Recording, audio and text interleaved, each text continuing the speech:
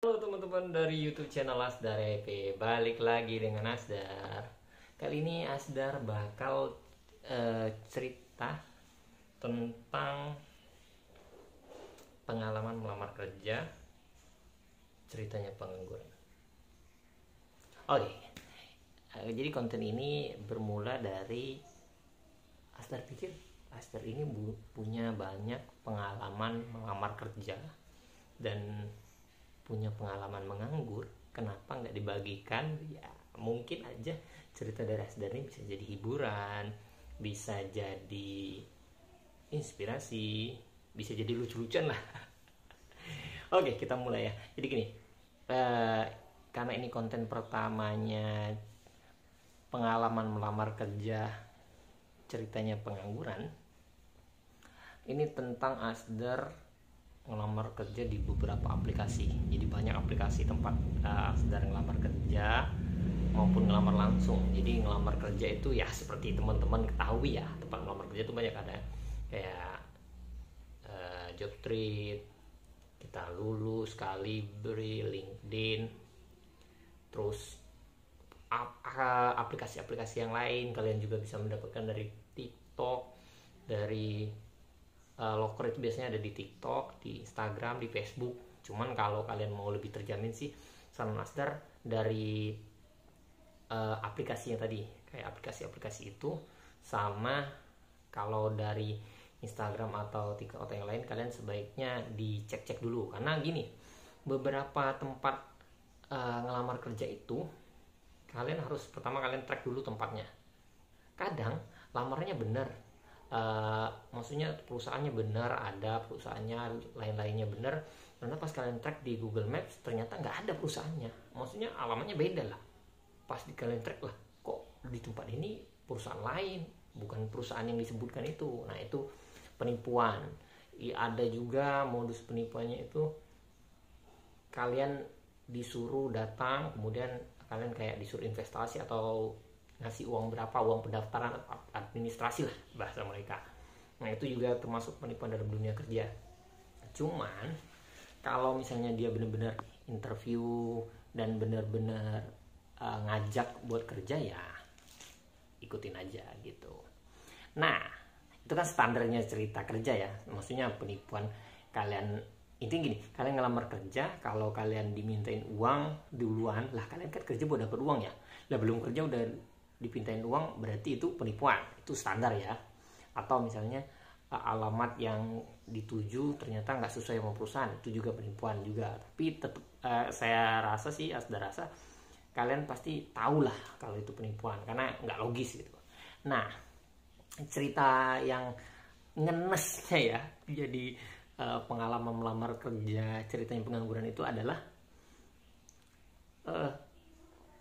pertama, beberapa kayak tempat perusahaan atau yang mencari pekerjaan itu biasanya mencari kita itu di loker itu ya adalah outsourcing. Jadi perusahaannya itu nggak nyari sendiri, jadi dia outsourcing, yang nyari kemudian kita diterima, ya udah. Jadi nanti kita kerja sama itu perusahaan, kita bukan karyawan tetap, outsourcing, terus gaji kita biasanya dipotong sama pihak outsourcingnya gitu. Jadi kayak perusahaannya nggak mau ribet lah nyari-nyari kayak gitu.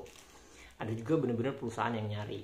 Nah cuman itu ibaratnya nggak terlalu memusingkan ya kalau sebagai ceritanya pengangguran dan pengalaman melamar kerja. Cuman yang menyedihkan ini pasti teman-teman mengalami nih, yaitu kita habis interview, entah itu interview online atau interview langsung, dibilang nanti akan kami kabarin, dan nggak dikabar-kabarin. Itu salah satu yang paling ngenes, menyedihkan banget itu dalam dunia melamar kerja. Itu kita udah nganggur lama, ngelamar berharap diterima, tapi dia nggak langsung nolak, dia gantungin, geng. Jadi kayak nanti kami hubungin ya. Asdar pernah pengalaman gini, ada yang bilang perusahaan, banyak lah beberapa perusahaan ya, dia bilang nanti kami hubungin ya, paling lama 1 bulan. Udah sebulan nggak dihubungin, itu berarti ditolak kata dia. Lah logikanya ya, kenapa nggak langsung aja sih kalau nggak nerima? Kan kita bisa nyari ya. Makanya teman-teman jangan berharap sama perusahaan yang jangka waktunya lama. Perusahaan yang benar itu menurut saudara ya, kita interview, dia langsung ngasih tahu hari itu kita lolos atau enggak, atau maksimal 3 hari lah dikabarin sama dia, oh maaf kita nggak terima bla bla bla gitu. Jadi perusahaan yang menggantungkan atau udah biarin kita nunggu lama tapi nggak nerima itu aneh sih menurut saya. Kalau saudara nanti insya Allah jadi orang sukses, jangan deh gitu. Atau teman-teman yang nonton ini kalian punya perusahaan atau jadi orang sukses, jangan deh gitu. Kalau kalian mau nolak orang, ya tolak aja langsung, kasih 3 hari atau 2 hari, jangan seminggu, 2 minggu, 3 minggu, sebulan atau berbulan-bulan nggak ngasih kabar gitu, kan orang nungguin ya. Terus ada lagi nih, nah ini yang paling menyedihkan lagi, itu dari penipuan, interview terus disuruh nunggu, terus nggak dihubung-hubungin, di PHP-in. Ada yang paling menyedihkan lagi nih, pengalaman melamar kerja, ceritanya pengangguran ini. Itu adalah, nggak tahu ya teman-teman ngalamin atau enggak, tapi Asdar beberapa kali mengalami, bukan beberapa kali, beberapa kali ya, Asdar ngalamin ya adalah 10 atau 10 di bawah 10 lah, kurang lebih ya 10 lah bisa disebut gitu. Ada perusahaan yang, kalau yang sekarang ya, kalau dulu nggak ada, kalau yang sekarang tuh jadi dia tahun, ibaratnya 4 tahun kesini lah ya, bukan 4 tahun ke sana, 4 tahun kesini sampai tahun 2023 ini, ada perusahaan kan kita ngelamar nih di aplikasi ya, atau kita email dan lain-lain, dia ngabarin kita bukan by email. Asli juga kaget. Jadi biasanya kan kita ngelamar kerja by email, nanti dibalas by email, nanti dikabarin dari email. Kalau sekarang by WA loh. Jadi perusahaan itu HRD-nya atau HR-nya itu hubungin kita lewat WA langsung ke nomor kita, karena emang di aplikasi itu ada nomor kita. Terus yang hubungin, selamat siang dengan Mas Asdar, misalnya dengan Asdar ya, misalnya selamat siang dengan Mas Asdar bla bla bla bla bla, kami ingin mengundang Anda untuk interview melalui Google Meet, melalui Zoom, melalui apa gitu, jam sekian sekian sekian, apakah bisa? Ada pertanyaannya, apakah bisa? Nah ini oke, misalnya kita nggak megang HP atau gimana lah, terus kita balas nih, bisa, jamnya berapa ya Pak Bu, karena kita kan nggak tahu nih cowok atau cewek, kita bilang Pak Bu jamnya berapa, lama dia nggak balas, akhirnya dia balas, terus habis dia balas ternyata diundur. Jadi kita harusnya, awalnya dia bilang misalnya pagi, terus diundur jadi siang atau sore. Oke, sore kita tanya lagi, karena kita pengangguran kan, nggak ada kerjaan, jadi emang nungguin dia. Pak Bu, sorenya jam berapa ya, bla bla bla bla. Kadang di read doang sampai selamanya, di read doang nggak dikabarin kita, atau dikabarin tapi ditunda lagi, dikabarin ditunda lagi bla bla bla bla, akhirnya nggak dihubungin lagi.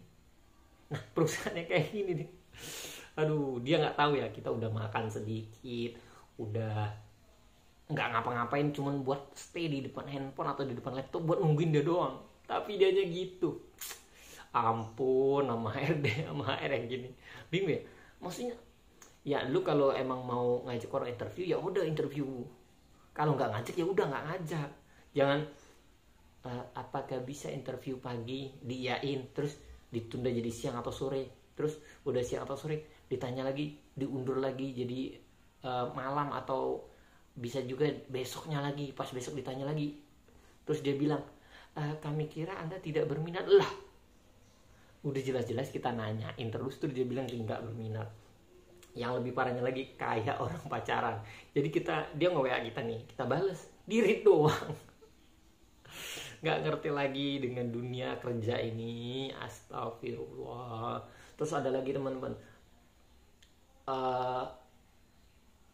dia pekerjaannya itu harus cewek, padahal pekerjaannya itu kayak jam kerjanya panjang, terus ada mesnya, ada, maksudnya kerjaan itu pulang malam dan nginap dan sip-sipan, tapi harus cewek. Bingung ya, harusnya kan kerjaan itu buat cowok ya, nggak ngerti juga itu kenapa. Terus ada lagi yang, nah ini lagi pekerjaan yang jaraknya, dia kan tahu nih kita domisili di mana, terus kerjaannya dari domisili kita ke perusahaan dia itu kalau dilihat dari Google Map aja anggaplah 3 jam, padahal realnya kan 4 jam atau 4 jam lewat lah, karena kan ada macetnya. Dan dia ngasih kita gaji kecil, jam kerja yang nggak masuk akal, maksudnya bener-bener misalnya dari jam 1 siang sampai jam 10 malam, yang logikanya kalau rumah kita sejauh itu, kita udah pasti sampai nih, anggaplah kita pulang nih, kita nggak nginep, udah pasti kita jam 2 sampai jam 2 atau jam 3 dini hari lah. Besok istirahat bentar, tidur, bla bla bla bla, besoknya kita OTW lagi nih jam 6 atau jam 8, sampai di dia jam 10. Jadi muter aja hidup kita tuh. Jadi di rumah tuh cuman tidur bentar sama makan bentar, selamanya kerja di dia. Kayak dia tuh maksa banget buat kita ngekos deket dia biar nggak PP, tapi maksa buat ngekos tapi gajinya kecil. Maksud Aster gini, kalau kita kayak dipaksa dengan keadaan yang harus ngekos biar nggak capek bolak-balik, ya gajinya masuk akal lah. Misalnya gini contoh, gajinya sekian, terus kan ngekosnya udah 1 jutaan sekian, lah gajinya tinggal berapa, kan gitu. Agak gimana gitu. Tapi ya lagi-lagi mungkin karena mereka mikir ya kita punya perusahaan, lu mau kerja ya kerja, enggak ya enggak. Agak kejam ya, ya begitulah cerita pengalaman melamar kerja dan ceritanya pengangguran. Terus ada lagi, nah ini Aster pernah juga nih. Jadi Aster nyoba aja nih. Jadi kan kalau kita mau jadi security atau satpam itu kan kita harus ada namanya pelatihan garda pertama. Itu pelatihan, jadi kita ada sertifikat pelatihan bahwa kita udah dibekali pengetahuan tentang keamanan satwa atau security. Nah, Aster iseng-iseng nih daftar. Aster daftar, lah kok diterima? Aster kan nggak ada sertifikat, nggak ada pertama atau yang lainnya. Dipanggil interview. Pas di interview ternyata gajinya kecil banget, geng. Ini bukan Aster ngeremehin atau gimana ya, tapi maksudnya jadi gini, dia security-nya atau satpamnya itu cuma 2, terus masuknya itu 12 jam. Katanya kalau yang satunya nggak masuk atau lagi libur, kita 24 jam. Lu bayangin, 12 jam sendirian, itu udah gawat itu. Udah, ya gimana, nggak ada temen ngobrol, nggak ada apa. Pastinya ada kita capek atau ketidur atau apalah, itu bahaya karena nanti ada kehilangan dan lain-lain. Terus kalau 24 jam kalian tidurnya kapan, geng? Terus yang saya mikir, kalau kita mau izin ke toilet atau sholat atau gimana itu kita tinggal kan? Kalau kita tinggal ya hilang dong gitu. Dan dia cerita gini, katanya ya kita kerjanya kayak gini-gini, kita nggak bisa ngasih gaji besar karena tempat kita ini kadang rame kadang enggak. Oh oke, boleh. Terus juga dia cerita satu lagi, nah kalau seragamnya nanti beli sendiri, tapi kalau mau ngambil dari sini kita ada, tapi potong setengah gaji. Baru mulai kerja udah mau potong setengah gaji. Satu lagi, terus dia bilang juga gini, iya kita emang lagi cari security katanya, karena security yang sebelumnya dia ketiduran pas jaga sehingga 2 motor di sini hilang, makanya kita gantilah. Security sebelumnya ketiduran dan hilang 2 motor, terus kita mau masuk ke sono nganter nyawa, berarti kan tempat itu rawan. Kalau tempat itu rawan, kenapa security-nya cuma 2? Misal agak banyak lah gitu, walaupun gajinya murah maksudnya atau kecil, setidaknya ramean. Karena kalau ramean kan ketidurannya itu sedikit kemungkinan. Ya kalian bayangin, kalian duduk sendirian nggak ngapa-ngapain selama 12 jam, itu udah pasti ketiduran, geng.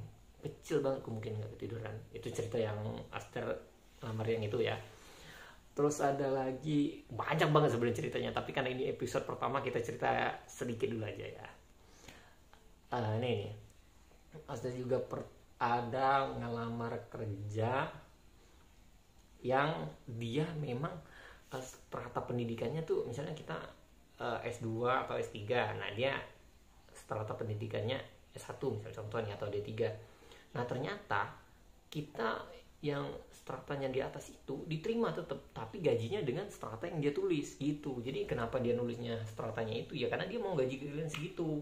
Jadi kalau misalnya kalian tamatan S3, S2 terus kalian kerja di tempat yang tulisannya minimal S1, ya kalian nggak akan digaji S2 atau S3, karena akan digaji S1. Itu logikanya ya teman-teman. Jangan sampai kalian, wah ini tempat nerima minimal S1, gua kan S3 pasti gua digaji gede. Enggak, Dia udah mindset dari pertama, lu batasnya S1 di situ. Kalau walaupun lu S2, S3 atau lu profesor, lu tetap digaji S1 kayak gitu. Ini contoh aja ya, maksudnya SMA, SMP dan lain-lain juga bisa. Ini contoh. Nah, gitu logikanya teman-teman. Nah, dari sekian banyak cerita untuk awalan konten pengalaman melamar kerja ini, itulah yang bikin apa ya? Menyedihkan, ngenes. Kalau kalian mau nangis mah aduh, udah nangis setiap hari. Udah nangis tuh udah pasti, mau kalian cewek mau cowok pasti kalian nangis. Cuman pesan asli itu cuma satu. Walaupun kalian nangis, teruslah berdoa, berusaha, dan teruslah cari kerja sampai mendapatkan yang sesuai. Atau minimal gini, kita dapat dulu kerjanya nih, terus nanti baru sambil kerja yang ini kita nyari lagi gitu. Jangan benar-benar lost gitu. Dan buat teman-teman yang punya kemampuan lain, maksudnya gini, misalnya ada yang jadi MC atau public speaking dan lain-lain, saran saya buat teman-teman ya nggak apa-apa, bikin apapun itu konten atau segala macam sambil ngelamar kerja. Jadi kontennya jalan, ngelamar kerjanya jalan. Nah, kita nggak tahu nih yang mana yang akan membawa teman-teman ke kesuksesan. Oke, gitu aja untuk konten pertama kita tentang pengalaman melamar kerja dan ceritanya pengangguran. Sampai ketemu di konten berikutnya. Semoga kita semua mendapatkan pekerjaan yang baik, bisa untuk kita dan keluarga. Sampai ketemu lagi. Dadah. Semangat bekerja ya. Tenang, kalau kalian ada kesedihan atau apapun, kalian ceritanya sama Tuhan aja, nggak usah cerita di sosmed. Bener deh, saran. Orang tuh nggak kasihan, orang tuh cuman kepo. Dadah.